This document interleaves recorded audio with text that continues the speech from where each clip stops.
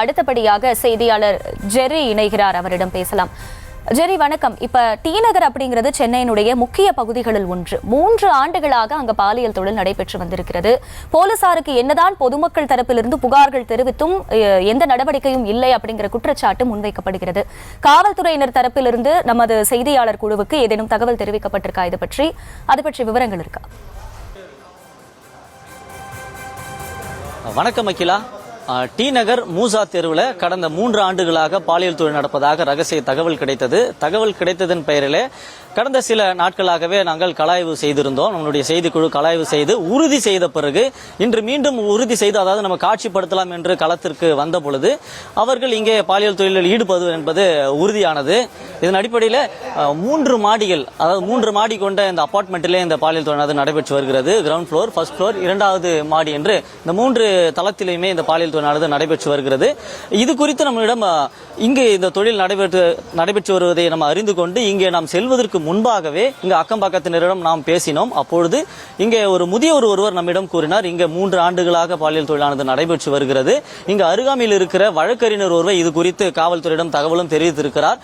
எந்த ஒரு ரெஸ்பான்ஸும் கிடையாது. அதே போல அக்கம் பக்கத்தினரிடம் விசாரித்த போது கூட இங்கு பாலியல் தொழில் நடப்பது என்று நீங்கள் சொல்லிதான் எங்களுக்கு தெரியும். இங்கே HRNC ரெக்ரூட்மெண்ட் நடக்குது, வேலை வாய்ப்பை ஏற்படுத்தி கொடுக்கிற ஒரு நிறுவனமாக இங்கே இயங்கி வருகிறது என்றுதான் கூறினார்கள்.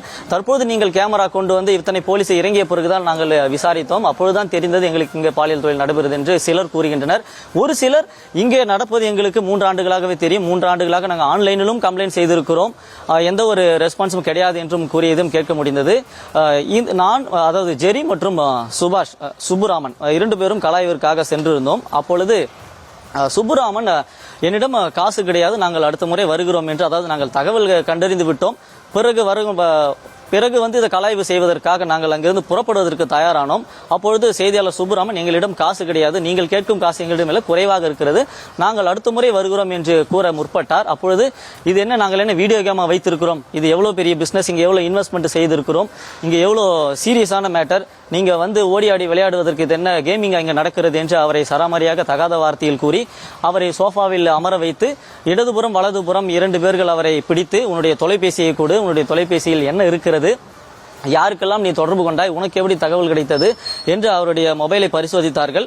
அதன் பிறகு என்னிடம் இருந்த தொலைபேசியை பிடிங்கினார்கள். பிடிந்து இதில் நீ உன்னுடைய லாக்கை அன்லாக் செய்கிறாயா, உன் கையை உடைக்கவா என்று கூறி லாக்கை அன்லாக் செய்ய சொன்னார்கள். அன்லாக் செய்து கொடுத்த பிறகு கேமரா, அதை கேலரியை சோதித்து பார்த்தார்கள். ஒரு இடத்திற்கு எங்களை வர வழைத்தார்கள். நம்ம யாரேனும் இங்கு தொலைபேசியில் தொடர்பு கொள்கிறோம் என்றால் இங்கு டி நகரில் இருக்கக்கூடிய திரையரங்கு இடத்திற்கு வர வைப்பார்கள். அங்கிருந்து 2 சக்கர வாகனத்தின் மூலம் இங்கு அழைத்து வருவார்கள். அப்படி எங்களை அழைத்து வந்த நபர் எங்களை துருவி கேள்வி கேட்டுக்கொண்டிருந்தார். சுப்புராமன் என்னிடம் உங்களுக்கு யார் தகவல் கொடுத்தது என்று எங்களிடம் இந்த தொலைபேசியை பரிசோதித்து பார்த்தார்கள். அப்பொழுது அவர் எங்களை கூட்டி, அந்த நபர் யார் எங்களை அழைத்து வந்தாரோ அங்கிருந்தே நான் என்னுடைய தொலைபேசியிலிருந்து படம் பிடிக்க ஆரம்பித்து விட்டேன். அந்த வீடியோவை பார்த்து அதிர்ச்சி அடைந்த அவர்கள், நீங்கள் யார், நீங்கள் அதாவது போலீஸா, ஐஎஸ்ஆ, இல்லை நீங்கள் யார் என்று எங்களை அடிக்க முற்பட்டார்கள். அதற்குள்ளாகவே என்னுடைய இருந்த இன்னொரு தொலைபேசியில் எடுத்து ஒளிப்பதிவாளர்கள் சசி, ஆண்டனி மற்றும் சரத்குமாருக்கு தகவல் கூறினோம். அவர்கள் வருவதற்கு ஒரு 10 முதல் ஒரு 15 நிமிடங்கள் எடுத்துக்கொண்டது. அந்த நேரத்தில் எங்களை, அதாவது பால்கனி கதவையும் அடைத்து விட்டார்கள், மெயின் பிரதான கதவையும் அடைத்துவிட்டு எங்களை 2 பேரும் கழுத்தை பிடித்து அமுக்கி உட்கார வைத்து விட்டார்கள். அதன் பிறகு ஒருவருக்கு தொலைபேசியில் அழைப்பு வந்ததின் பேரில் இங்கு என்ன நடக்கிறது, இங்கு ஒருவர் வீடியோ எடுத்திருக்கிறார், யார் என்றே தெரியவில்லை என்று தகவல் சொல்வதற்காக என்னை விட்டுவிட்டு அவர் அடுத்த அறைக்கு சென்றார். அந்த நேரத்தில் நான் பால்கனியில் இருக்கக்கூடிய அந்த கதவை திறந்து கொண்டு வெளியே நின்று கொண்டிருந்த ஒளிப்பதிவாளர்கள் சரத் மற்றும் சசிக்கு தகவலை கூறினேன். அதன் பேரில் அவர்கள் உடனடியாக அங்கிருந்து ஓடி வந்து மேலே மாடிக்கு வர முற்பட்டார்கள். அதற்குள்ளாக எங்களை தள்ளி விட்டுவிட்டு பால்கனி கதவை சாத்திவிட்டு மேலே சென்று விட்டார்கள். மாடிக்கு சென்று அங்கு ஒரு கதவு இருக்கிறது, அந்த கதவை மூடிவிட்டு அந்த மாடியிலிருந்து இன்னொரு மாடிக்கு சென்று சாலை, மற்றொரு தெரு சாலை வழியாக குதித்து சென்றதாக அக்கம் பக்கத்தினர், அதாவது இந்த காட்சியை பார்த்தவர்கள் நம்மிடம் கூறினார்கள். தற்பொழுது வரை ஆண்களை மட்டுமே கைது செய்திருக்கிறாங்க. இன்னும் மேலே கதவுகள் உடைக்கப்பட்டு பெண்கள் கைது செய்து விசாரணை மேலேயே நடந்து வருகிறது. அதன் பிறகு தற்பொழுது வாகனத்திலே அவர்களை காவல் நிலையத்திற்கு அழைத்து செல்ல தயார் நிலையில் இருக்கிறாங்க. அது மட்டும் இல்லாம இங்க செய்தியாளர்களாகிய என்னுடைய தொலைபேசியும் சுப்ராமன் தொலைபேசியும் முன்னதாகவே அவர்கள் அணைத்து அவர்களுடைய பாக்கெட்டிலே எடுத்து சென்று விட்டார்கள். இருப்பினும் அவருடைய சில உடைமைகளை இங்கே தவற விட்டு விட்டார்கள். கேமராவுடன் வந்தவுடனே அவர்கள் பதட்டத்தில் என்ன செய்வதென்று அறியாமல் அவர்களுடைய தொலைபேசிகள் மற்றும் அங்கு இருக்கக்கூடிய சில பொருட்கள் இங்கே தவறுவிட்டு சென்று விட்டார்கள். அதை காவல்துறையினர் பரிசோதிக்க இருக்கிறார்கள். அதை ஆய்வு செய்து யாரெல்லாம் இதில் தொடர்பில் இருக்கிறார்கள், யார் பின்னணியில் நடக்கிறது என்றாலும் இதில் விசாரணை நடத்த இருக்கிறார்கள். அது மட்டும் இல்லாமல் இங்கு சாதாவாக இது சென்னையிலே சில இடங்களில் பாலியல் தொழில் நடந்திருக்கிறது, பல செய்திகளில் பார்த்திருப்போம். அதெல்லாம் மசாஜ் சென்டர்களாக இயங்கி வந்திருக்கிறது. இது போன்ற பப், பார் இது போன்ற இடங்களில் நடந்து வந்திருக்கிறது. ஆனால் இது பட்ட பகலிலே அத்தனை அடுக்குமாடி குடியிருப்புகளுக்கு மத்தியில 3 மாடியில் இந்த பாலியல் தொழிலானது நடைபெற்று வருகிறது. இந்த 3 மாடியிலுமே ஏறத்தாழ ஒரு மாடியிலுமே 5-6 பவுன்சர்கள் இருக்கிறார்கள்.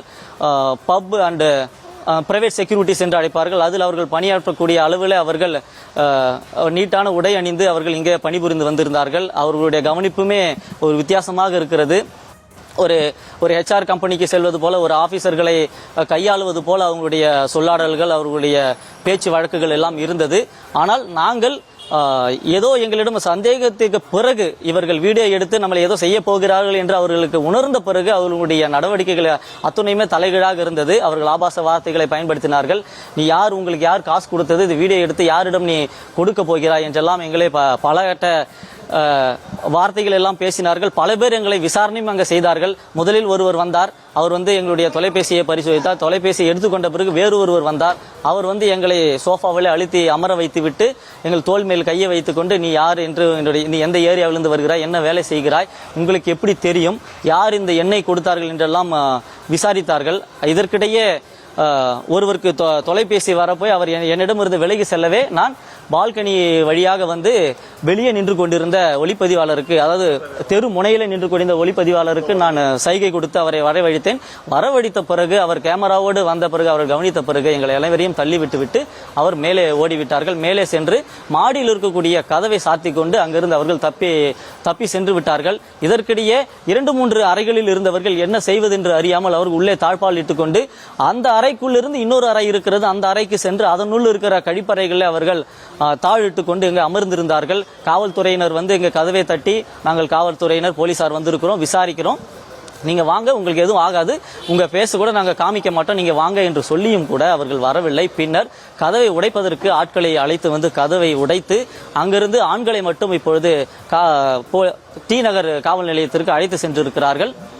அதன் பிறகு தற்பொழுது நம்முடைய ஊடகத்தை சார்ந்த ஒளிப்பதிவாளர்கள் பலர் இதை காட்சிப்படுத்திக் கொண்டிருப்பதால் அவர்கள் நீங்கள் சென்றால் தான் நாங்கள் இதை கைது செய்வோம் என்று கூறி மேலேயே அவர்களை அமர வைத்து அவர்களுடைய விசாரணையானது நடைபெற்று வருகிறது. இதற்கிடையிலே மகளிர் காவல் நிலையத்திலிருந்து மகளிர் போலீசாரை அழைத்து இப்பொழுது மகளிர் போலீசார் ஒரு அறைநிலை பூட்டி வைத்து அவர்களை விசாரித்து வருகின்றனர்.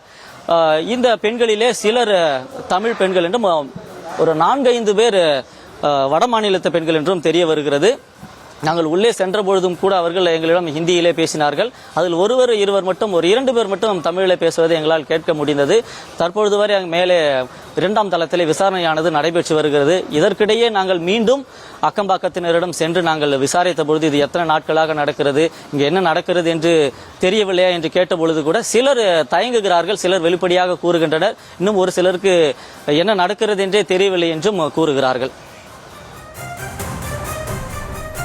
சென்னை டி நகர் மூசா தெருவில் உள்ள ஒரு அடுக்குமாடி குடியிருப்பில் பாலியல் தொழில் நடைபெற்று வருவதாக தகவல்கள் தெரிவிக்கின்றன. களத்திலிருந்து எமது செய்தியாளர்கள் வழங்கிய தகவல்களை கேட்டும். விவரங்களுக்கு நன்றி ஜெர்ரி மற்றும் சுப்புராமன். செய்திகளை உடனுக்குடனும் துல்லியமாகவும் தெரிந்து கொள்ள சப்ஸ்கிரைப் பண்ணுங்க.